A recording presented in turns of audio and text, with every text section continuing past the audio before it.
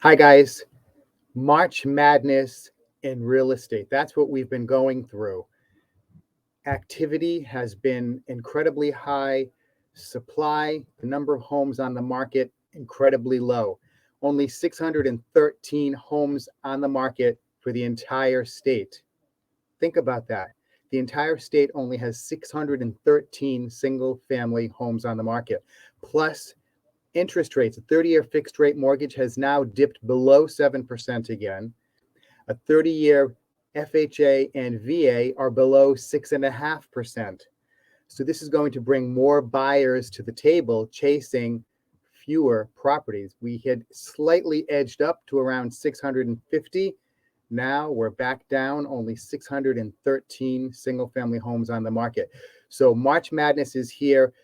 If you have questions about anything regarding real estate, if it's the commissions, the DOJ lawsuit, anything like that, comment or DM below or call me at 401 409 5030. Thank you very much. Have a great weekend. Take care, everybody.